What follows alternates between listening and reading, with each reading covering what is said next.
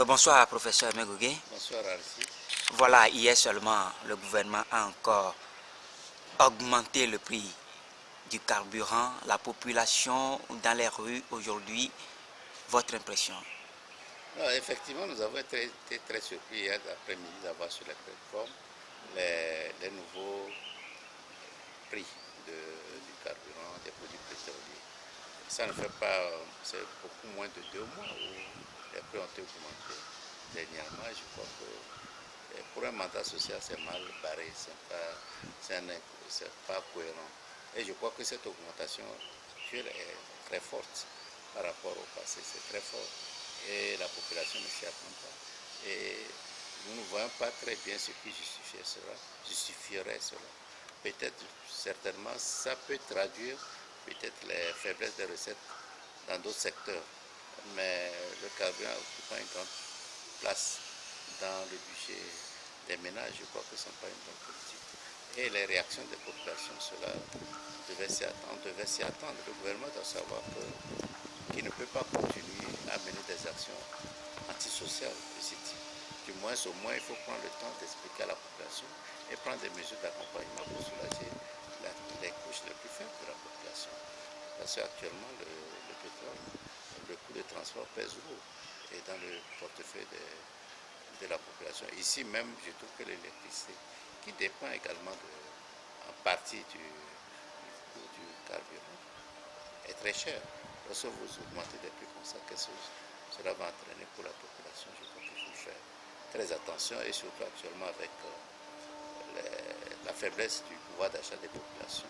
Je crois que le gouvernement peut dire même que le gouvernement fait de la provocation.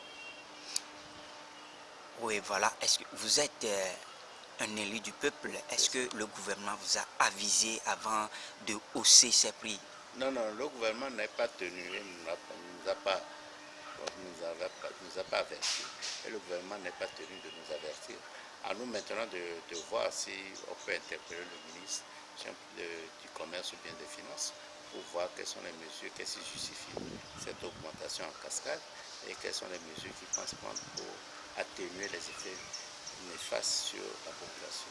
Mais le gouvernement, d'après notre constitution et notre règlement intérieur, le gouvernement n'est pas tenu de nous consulter avant de procéder à cette hausse. Voilà, la population se dit quand le prix ne s'abaisse pas, ils seront dans les rues jusqu'à le rabais de ces prix qui sont haussés. En tant qu'élu du peuple et président de parti politique, qu'est-ce que vous avez à dire à la population togolaise?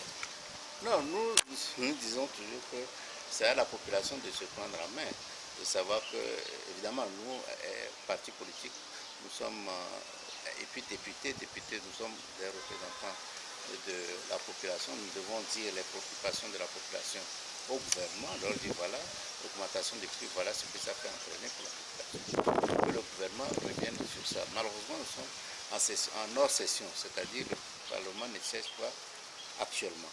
Nous sommes censés être sur le terrain pour écouter les préoccupations des populations. Mais les rapporter au gouvernement pour que le gouvernement mène des actions idoines pour soulager les difficultés des populations.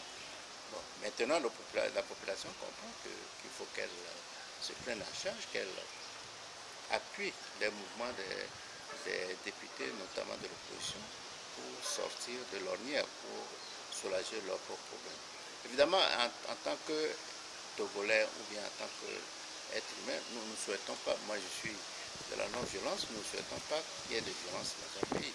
Mais évidemment, en même temps, il faut aussi que les responsables de ce pays comprennent qu'ils ne peuvent pas pousser les gens, la population à l'extrême, ne pas mener des politiques qui vont qui soulagent les difficultés des populations, mais prendre des mesures qui vont dans le sens de l'appauvrissement continu de la population, augmenter les charges de la population, ça entraîne des conséquences et des réflexes que nous voyons. Et un jour, ça peut exploser beaucoup plus que cela. Actuellement, c'est localisé dans certains quartiers de Lomé, mais bientôt ça peut prendre tout Lomé. On ne sait pas quelle étincelle peut allumer. Nous sommes assis sur une poudrière. Il faut que le gouvernement fasse attention. Merci, professeur. Merci.